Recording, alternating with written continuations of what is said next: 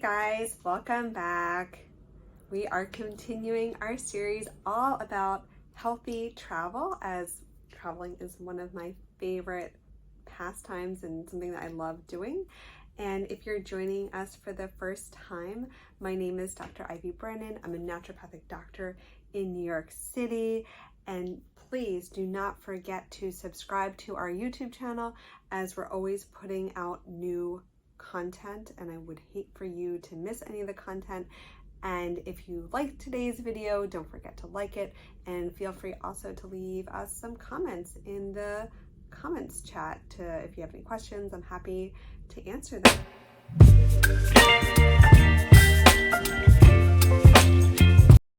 So yes, we've been talking a lot about travel, and today I want to talk about eating healthy while traveling, some of my own personal tips and tricks. So the first would be, how do you find nutritious options at airports and restaurants?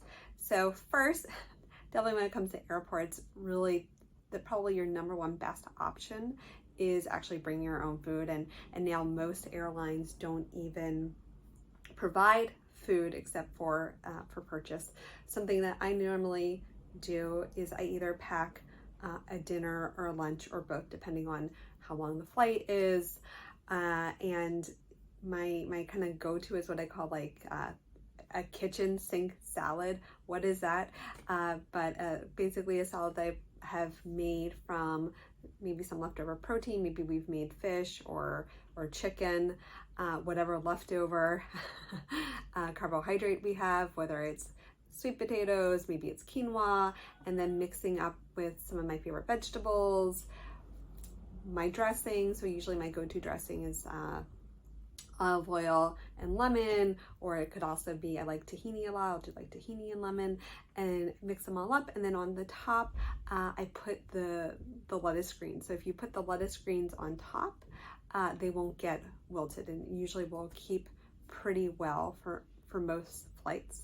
Now, if that does not appeal to you, something you could do as far as like in your planning is visiting the airport map or the airport website of whatever airport that you're going to, and seeing what restaurants they have available. And then from there you can determine, will I be able to get a good source of vegetables, protein, healthy carbohydrates that will help to fuel me. The other kind of like, I guess specifically when it comes to then outside the airport, when you're actually at your destination, if you do have any dietary restrictions, it's a good time to actually learn those in a different language, whether it's that you need to avoid gluten, whether you're vegetarian, vegan, etc. One, definitely learning that in a different language. The other would be, again, I mean, most places now have Google Maps and Yelp, and looking for different restaurants that might have more offerings of types of foods that are going to be working better for you. Just this past, my past trip, I mean, I'm not vegan per se, but I was in Mexico City with my husband and my son, and I found this lovely vegan restaurant right in the historic district, and it really was quite enjoyable. So what are some snack ideas for long journeys, specifically long flights? And so, again, thinking about like some of the basics of good nutrition, and this is things that I instill with my patients and also practice myself, are making sure to get good protein and lots of fruits and vegetables. So probably the number one easiest snack, and it's also, you can get it anywhere, you can even get it at the airport, you can get it in pretty much any country, is nuts and seeds.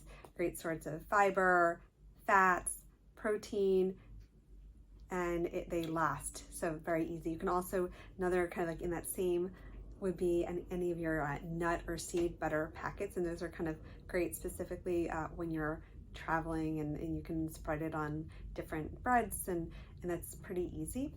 I also have a couple food items of things that I often bring with me on trips. So bars can be good. I'm not a big bar person. in non-travel times, but they can be really helpful specifically when we're traveling. These are two that I particularly like. I really like the Go macro, specifically the one that is their protein blend, because it has more protein. I also like RX bars, very high in protein. They also last. Other bars that I'll often recommend for patients would be No Cow, Aloha, and then even Kind bars. Of course, some of these bars have maybe like chocolate, which is fine, but if you're going to a very hot destination, you might want to choose ones that don't necessarily have a coating so that they won't melt. Other snacks that I often also will travel with are any like veggie based snacks, and I'm not talking about like veggie straws, they don't really have so much vegetables, but any kind of like kale chips or cauliflower chips. I particularly like Brad's brand, and I'll usually bring maybe a couple bags in my carry-on and maybe even in my suitcase, because sometimes like you don't know when you might be able to get access to vegetables, and I personally eat like 4 cups a day, so this is ensuring that I'm going to get some vegetables. Another snack that I recently started eating is Catalina Crunch. Yeah, it's marketed as a cereal, but it has a lot of vegan protein. We're talking 11 grams of protein per serving, also 9 grams of fiber. So this is a really good snack. Doesn't contain any sugar, so it's not gonna spike your blood sugar. And then lastly, another set of like kind of snack category that I'll often either travel with are like bean or chickpea snacks. So these are roasted chickpeas, very high in protein. And I'm not talking about things like chickpea puffs, which are mixed with like rice and other flours, and they don't really provide a good source of protein. The other kind of fun thing too, like when we are traveling, is trying some like local snacks, or even visiting some of the local health food stores and seeing what kind of offerings they have. I've spent a lot of time, for example, in France, and so I've gotten to know a lot of the local places like Bio Cibon, Naturalia, BioCoop, and it's kind of fun to see like what kind of healthy snack options that they have there. Also, seaweed snacks can be a great one. So these are just things that they keep really well, and they're very nutritious in a pinch. Now, the bigger question often comes up: how do I balance indulgences with healthy choices? And I think vacation should be enjoyable. It's not necessarily a time that one needs to be dieting per se, but at the same time, if you're dealing with a health concern, or just you don't necessarily want to be doing damage control for a few weeks or a month after your trip. So in normal times, I like this concept of like the 80-20 rule, where 80% of the time we're healthy, or making really good choices, and then 20% we're making more interesting, more fun choices. I think with vacation, doing something like 70-30, I think is like more realistic, because you are on vacation. It's a nice time to kind of let go. That being said, I think the best is really, first off, when we think about indulgences, focusing on the things that you really like. Are you a desserts person, or maybe you love ice cream, or maybe you really enjoy like local, like I was talking about healthy snacks, but maybe you really enjoy like interesting, like weird local snacks that are or fried foods, etc. And or even then the other would be different alcohol.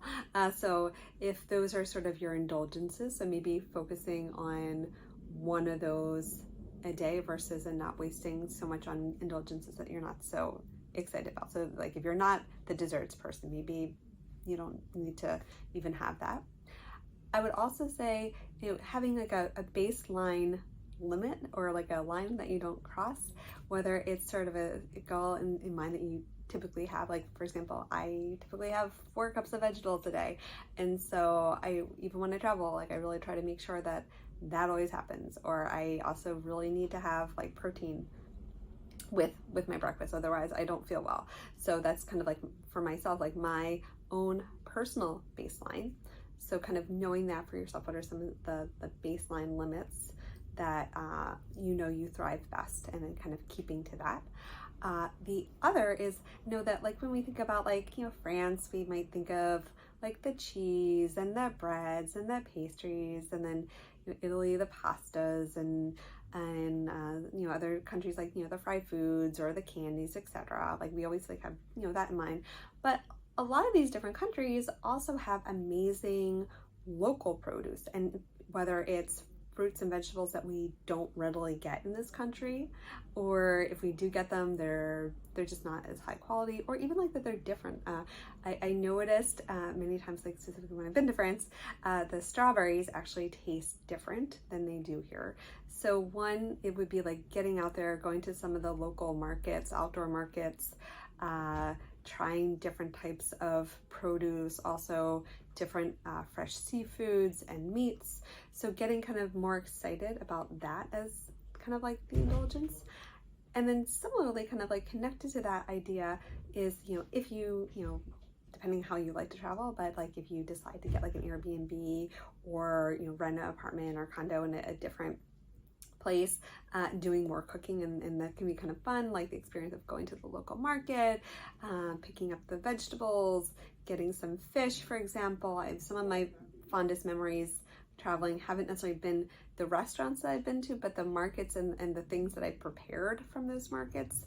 Also getting really into like local spices and herbs. And what's also fun about that is that you can start incorporating that when you get home.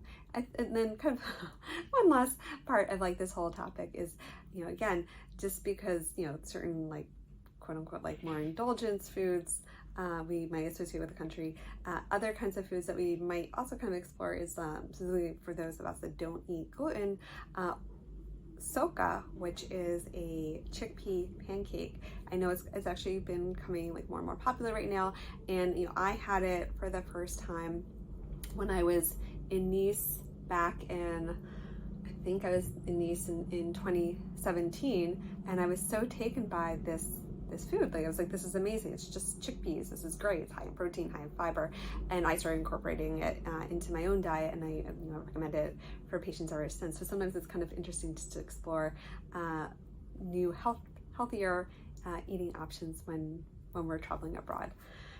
So hopefully that you found this helpful, and really ultimately you should just enjoy yourself. I mean, I love travel, and I think it's just kind of fun also, trying different foods when we're abroad, and not necessarily worrying so much about the consequences. But hopefully you found this helpful.